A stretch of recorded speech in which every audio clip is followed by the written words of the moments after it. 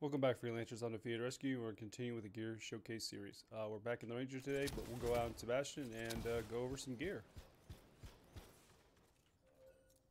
Okay, so we are continuing with the grenades, and we are on the Gambit. So the Gambit, it's an upgraded sticky grenade. Combo effect is impact, and then hitting an enemy with this grenade detonates an ice explosion. It does about 9,000 damage, and it also has armor break on it, so it'll do additional damage against armored enemies. It's got a recharge of 7, which is a little bit higher than normal, but it's still not bad. And then its radius is 1, so it's only going to be effective against one enemy type at a time. You're not going to get an explosion. Well, so the ice explosion should hit other enemies, but they would have to be like right next to those enemy types for that to be effective. And then the initial blast from it in general, or the actual explosion. So the way this works is the explosion from the actual grenade only affects the enemy it's attached to. The ice explosion potentially could hit enemies nearby, but they have to be really, really close. But yeah, this one is a little different than the rest of the grenades because it has a different projectile trajectory. But we'll go ahead and showcase it. And then we are in GM1. So I actually like this grenade, just characteristics of it in general. It's not super effective in comparison to other grenades, but I like how it works and the consistency. In GM1, it should be able to decimate enemies pretty easily. I don't have too much extra damage on it, but we'll see.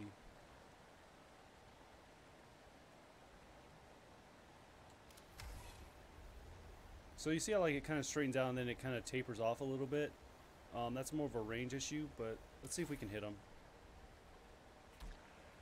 So it kind of blew up before I got to him because it does have somewhat of a range limitation. But as you can see, like it goes straight. Its trajectory is more straight line or streamlined, is straight. And then it kind of does have tracking of its own. So let's see if we can. So if you don't throw it perfectly to them, and you see how like the explosion, even though it looked like they were in it, it didn't really affect them. So you need to be pretty dead on, but it's pretty generous. Like you can be off by a decent amount. So the initial damage, it looks like 14,000 from the initial blast, the ice blast, and it did hit that enemy. So it will hit enemies, but they have to be pretty much within like that area. So this dome, I don't know if you noticed, this dome is actually a little bit smaller than most domes because it is a radius of 1. But you can definitely take down a couple enemies. You just have to make sure they're grouped up really closely. Let me see if I can kind of show better. So yeah, if they're in this area, that explosion will hit them. So like it shouldn't. Well, I don't know. It's doing okay.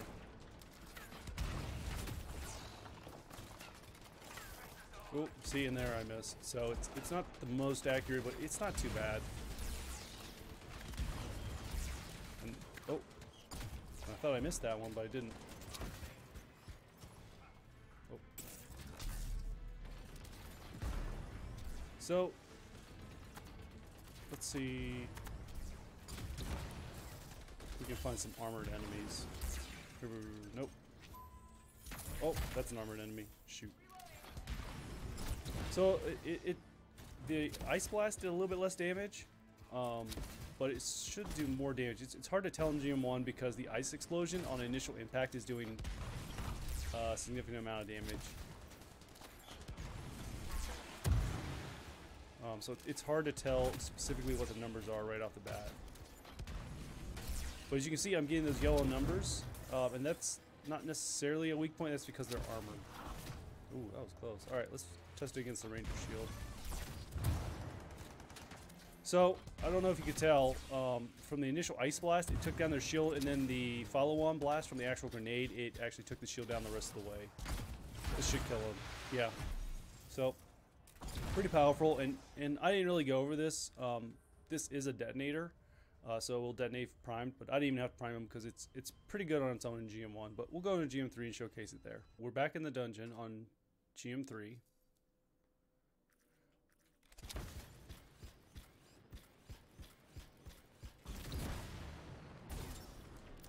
Oh, I whiffed that one.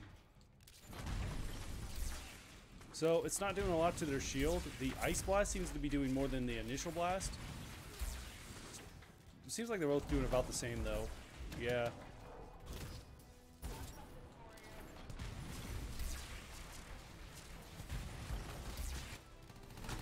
Let's see if we can freeze them real quick and bring them down.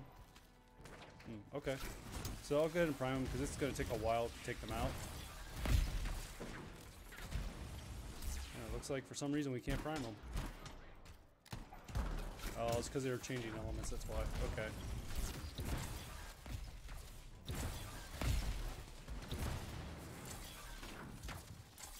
Oh, wow. Should take them down right here. Okay. That was odd, but whatever. So, because they were pretty close to each other, it did pretty good damage. And so the initial is 16 from the ice explosion. And then it's doing about 40,000 on top of that. It's red bar health to the enemies. Now see, I don't know if you can tell there, it did the ice explosion to both, but it didn't do the actual impact, or the actual impact damage from the grenade to the other enemy types. So, so just to explain what's kind of happening here is when I throw this and I hit it, and I hit one enemy type in a group, the ice explosion, because it's an explosion, will affect the group, but the actual explosion from the grenade will not.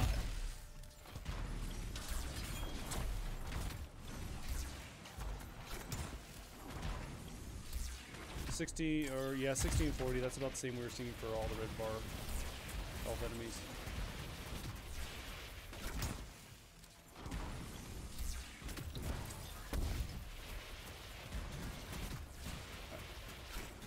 And I think this is a little bit easier when you're jumping around to kind of toss, because it does have that little bit inherent tracking.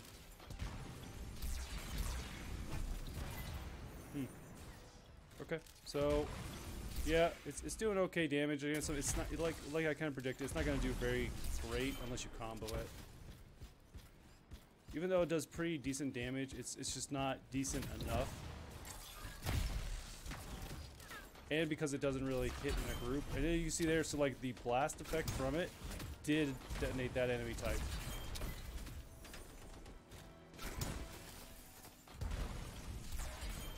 Let's see how it does against their shield. So it'll take down the gunner's shields. But if you really want it to take them out, you're really gonna need a detonator. Let's try and prime all of them and see. That's not what I wanted. Ooh. Yeah, I was hoping I could detonate. We'll try to find a group and see if we can pull that off. I think I can. So this actually did about the same damage. I expected it to do less because they're frost, because that is an ice explosion, but it's just getting treated as an explosion.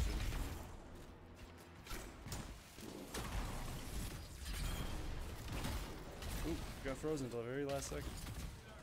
Alright, let's see if we can detonate both these enemy types. Yeah, so as long as they're really close to each other, you can detonate them both too. So like this guy was like right next to him and he didn't detonate, so it's kind of not super consistent. It's got to be really close. Yeah, see, they were all primed and only one of them exploded, so they pretty much have to be right next to each other. Let's see if we can do it now. No. Oh well. All right, I'm gonna go ahead and clear this group out and find some armor and enemies. Okay, we got some armor and enemies right here, so 12,000 initial, and then about 80. Yeah, 78, 80. So it's doing more because it was originally doing 50 against the red bar health enemies, 50 to 60, and here it's doing about 70, almost 80.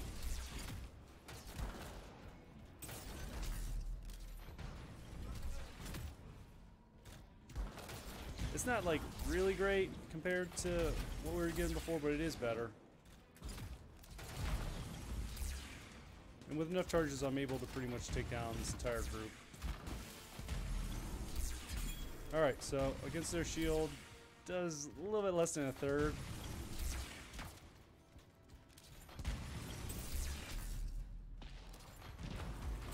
With about 4 of them, we can get their we can get their shield down. It's doing about 50, 10 and... Oh, okay, there it is. And so if you're looking and you're seeing that this yellow one is a weak point, because of the way it intrinsically works. Oh, it tracks to a weak point. It doesn't always, it can miss, but it's pretty easy to track the weak points. So you could probably make a decent weak point build out of this. It's not super consistent with the Ranger, but it was with most other enemy types. And I did that right there, I took them out, so. Okay, let's do some box checking. So the Gambit, is it efficient? It's got a pretty good recharge. We'll go ahead and compare it to some of the other gear. So in comparison, like it's got a pretty decent recharge. The only ones that are lower are the frost grenades, cold-blooded and Arctic Tomb. No, they're higher. Sorry, I was looking at something else. So I think it's got the lowest then. Yeah, it does. So out of all the grenades, it's got the lowest recharge, which makes it the best one for recharge. Out of damage wise, it seems like it's actually it might do the most damage. So it does the initial most damage. It's followed up by Explosive Blaze, but Explosive Blaze also has fire effect on it, so it'll have tick damage. So Explosive Blaze is probably going to do more damage overall or over time. But it has a more punishing recharge, and it's a primer, so I don't know if it directly compares. As far as primers go, or as detonators go, last argument's going to be its real competition. But we kind of went over in last argument that last argument's better if you want to, if you're trying to use a grenade to get your alt charges back quicker, and then as well as it's more effective against a group. So we're here, like, we could only detonate a group if they were like right next to each other. They would get the frost explosion, the initial frost explosion, but if they have resistance to frost or ice damage, it's not really going to mess them up at all, hardly. And then this one's really better. The game is really better at dealing with armored enemies, where this one's just neutral damage. It's not going to do more to any other enemy type. It does have a much more punishing recharge, though. It's actually like the second highest out of all the gear in the Rangers gear slot for grenades. But I like this one. I like playing around with it. It's easy to use, and it has a place in mini builds. Well, so in comparison to efficiency, it's efficient. It's doing 2 types of damage. It does really good damage against armored enemies, and then its recharge is the lowest. The only argument I would have for that it's not efficient is the fact that it's really going to be a single point, which it kind of is and kind of isn't. It isn't in the fact that it will do damage to other enemy types that are close enough, but the thing is they need to be close enough. And then the radius for the Gambit is a lot smaller. So if we take a look at this real quick, so you can see, like, that's the radius right there. We can actually kind of, so it takes up about less than 4 squares on this like little pad right here. And then if we switch over to, we'll just go to the last argument, and we'll get a charge back real quick, sort of quick. You see how much larger that is? Like, it takes up like a whole area. Like, it takes up this whole walkway. So there's definitely a difference there in crowd control. We'll switch back real quick. But if you're using it the way that it's kind of intended, you're not going to have that issue. Now I got that bug where I don't have any trajectory. There we go. So yeah, so you can see, like, it's not even half of what the other one was. But the ice explosion is nice to have. So I'm going to say that it is efficient. Is it viable? Well, it's a detonator, so my standpoints on detonators and primers are they are going to be viable because they are going to be able to fit in any build, and they work intrinsically towards the combo system. So as long as you have a dedicated primer or detonator, the opposing one to it. So like for here, I have Tactical Onslaught, which is a primer, and then I also have the Shock Mace, which is a primer as well. Then I just detonate with this as a follow-up, and then I'm getting alt charges back. I'm doing combo damage, and overall, I'm just doing a lot more damage all around and being more effective. So it's definitely efficient. This is fun. I have a lot of fun with it. The Masterwork perk really isn't all that impressive, so that's where it's kind of like boring, or not necessarily boring, just not really like super interesting. It's just real simple. It's just once it hits an enemy on contact, it does an ice explosion. So the thing is if you miss them, they won't do that ice explosion, so you've kind of lost out on that little bit of extra damage. But you see, we were only getting, and this is going to be attributed to your build specifically, what kind of damage you'll get from the ice explosion. But we were only seeing like approximately like 10,000 to 15,000. Depending on the enemy type. In the storms, it was pretty consistent too, where you would think with a frost type of elementalist, it would be a lot less. But we were still seeing the consistent numbers of approximately 10,000. So, but I like it too because of its low recharge and its trajectory. As you can see, I think if I throw it over here, it'll blow up before it gets to that wall. I think it did. Let me go back a little bit further. Oops, I did not mean to. I meant to hover, not fly. So I'm pretty sure we can get it to blow up before it gets over there. It's like just making it over there. Yeah, it's definitely blowing up before it gets there. So it's got pretty good range, as you can see from that cloud. It's at the other side of the arena. It blew up like right about here. So from pretty much the back wall over there to over here, it'll get there. The only thing is, like, it starts tapering off. Right about here. That's where it's going to really start tapering off. So that's a pretty good distance.